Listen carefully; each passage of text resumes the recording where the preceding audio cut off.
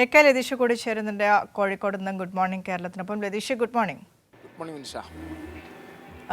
കൊലപാതക വിവരം, മരണവിവരം പുറത്തേക്ക് വന്നതിന് ശേഷം എന്തായാലും നാട്ടുകാർ ഏതെങ്കിലും തരത്തിലുള്ള കാര്യങ്ങളൊക്കെ പറയുന്നുണ്ടാകും. കാരണം അവർ കഴിഞ്ഞ കുറച്ച് കാലങ്ങളായി അവിടെ ആ ഏരിയയിൽ താമസിച്ചിരുന്ന ആളുകളാണെന്ന് മനസ്സിലാക്കുന്നു.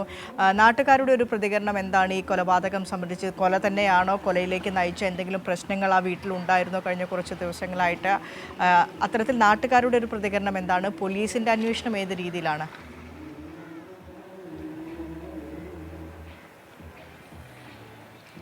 വിനിഷ, നാട്ടുകാർക്കും പോലീസിനുമെല്ലാം ഇന്നലെ തന്നെ ഈ മരണത്തിൽ ദുരൂഹതയുണ്ടായിരുന്നു. കാരണം ഇന്നലെ പുലർച്ചയോടുകൂടിയാണ് പ്രമോദ് ഒരു സഹോദരി മരിച്ചിട്ടുണ്ട് എന്ന് ഇവരുടെ തന്നെ ഒരു ബന്ധുവിനെ വിളിച്ചറിയിക്കുന്നത്. അവർ വന്ന് വാതിൽ തുറന്നപ്പോഴാണ് രണ്ട് സഹോദരിമാർ 2 മുറികളിലായി മരിച്ചു കിടക്കുന്നത് കണ്ടത്. മരിച്ചു കിടക്കുന്നു എന്ന് പറയുമ്പോൾ മരിച്ച മൃതദേഹത്തിൽ മൂടി പുതപ്പിച്ച നിലയിലാണ് മൃതദേഹങ്ങൾ ഉണ്ടായിരുന്നത്. ആ ഘട്ടത്തിൽ തന്നെ ദുരൂഹത സംശയിച്ചിരുന്നു. ഒപ്പം പ്രമോദിനെ ഈ ഫോൺ ചെയ്ത വ്യക്തി വീട്ടിൽ എത്തിയ ഉടൻ അന്വേഷിച്ചു. അപ്പോൾ മുതൽ പ്രമോദിനെ കാണാനില്ല. അതുകൊണ്ട് തന്നെ ദുരൂഹത ഉണ്ടായിരുന്നു. ഇൻക്വസ്റ്റ് നടപടികൾ പൂർത്തിയാക്കി ഉച്ച കഴിഞ്ഞാണ് മൃതദേഹം പോസ്റ്റ്മോർട്ടത്തിന് കോഴിക്കോട് മെഡിക്കൽ കോളേജിലേക്ക് കൊണ്ടുപോകുന്നത്.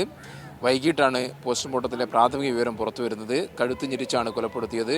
ശ്വാസം മുട്ടിയാണ് മരണം. രണ്ടുപേരുടെയും കഴുത്തിൽ പാടുകളുണ്ട്. എന്നാൽ പ്രമോദിനായുള്ള അന്വേഷണം ആ ഘട്ടത്തിൽ തന്നെ പോലീസ് ആരംഭിച്ചിരുന്നു. പോലീസ് അന്വേഷണത്തിൽ പ്രമോദിനെ ഇതുവരെ കണ്ടെത്താൻ കഴിഞ്ഞിട്ടില്ല. ഇവർ 3 വർഷം മുമ്പാണ് ഈ ഫ്ലോറിക്കൻ റോഡിലേക്ക് താമസം മാറ്റുന്നത്. ചികിത്സയുടെ ആവശ്യമാർത്ഥമാണ് ഇവിടേക്ക് താമസം മാറുന്നത്. 3 പേർക്കും പലതരത്തിലുള്ള അസുഖങ്ങളുണ്ടായിരുന്നു. 3 പേരും അവിവാഹിതരായിരുന്നു.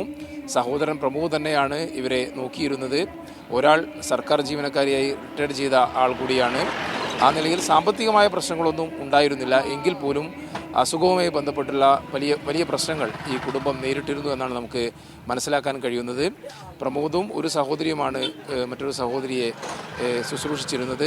അസുഖവുമായി ബന്ധപ്പെട്ടുള്ള മാനസിക പ്രശ്നങ്ങളാവാം ഇത്തരമൊരു കൊലപാതകത്തിലേക്ക് നയിച്ചതെന്നാണ് ഇപ്പോൾ പോലീസ് നൽകുന്ന വിവരം. എന്തായാലും പ്രമോദിനെ ഇനി കണ്ടെത്തേണ്ടതുണ്ട്. പ്രമോദിൻ്റെ മൊബൈൽ ഫോൺ ലൊക്കേഷൻ അവസാനം ഫറൂഖിലാണ് കാണുന്നത്. അതിനുശേഷം മൊബൈൽ ഫോൺ ഉപേക്ഷിച്ച് അദ്ദേഹം കടന്നു കളഞ്ഞോ അല്ലെങ്കിൽ മറ്റെന്തെങ്കിലും തരത്തിൽ അദ്ദേഹം ആത്മഹത്യ ചെയ്തോ എന്നടക്കമുള്ള കാര്യങ്ങളുടെ സംശയമെല്ലാം പോലീസിനുണ്ട്. എന്തായാലും പ്രമോദിനെ കണ്ടെത്താനുള്ള അന്വേഷണം ചേവായൂർ പോലീസിൻ്റെ ഭാഗത്തു നിന്നും പുരോഗമിക്കുകയാണ്. നാട്ടുകാരുമായി ഇവർക്ക് വലിയ ബന്ധമുണ്ടായിരുന്നില്ല. പ്രമോദ് മാത്രമായിരുന്നു പുറത്ത് സാധനങ്ങളും മറ്റും വാങ്ങാനെല്ലാം വന്നിരുന്നത്. അത്തരം പ്രതികരണങ്ങൾ ഇന്നലെ തന്നെ നമ്മൾ നൽകിയിരുന്നു.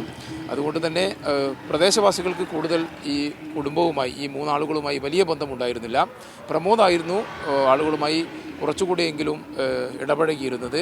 എന്നാൽ ഏതെങ്കിലും തരത്തിലുള്ള കൊലപാതകം എന്ന് സംശയിക്കാവുന്നൊരു സാഹചര്യം നടത്തുന്ന ഒരാളാണ് പ്രമോദ് എന്ന് ആരും പറയുന്നുമുണ്ടായിരുന്നില്ല. എങ്കിലും ഈ അസുഖവുമായി ബന്ധപ്പെട്ടുള്ള മാനസികമായ പ്രശ്നങ്ങളായിരിക്കാം കൊലപാതകത്തിലേക്ക് നയിച്ചത് എന്നാണ് ഇപ്പോൾ പോലീസ് നൽകുന്ന വിവരം. എന്തായാലും പ്രമോദിനെ കണ്ടെത്തി പ്രമോദിൽ നിന്ന് വിവരങ്ങൾ ശേഖരിച്ചാൽ മാത്രമേ ഇത് സംബന്ധിച്ച് കൃത്യമായ വിവരങ്ങൾ ലഭിക്കുകയുള്ളൂ.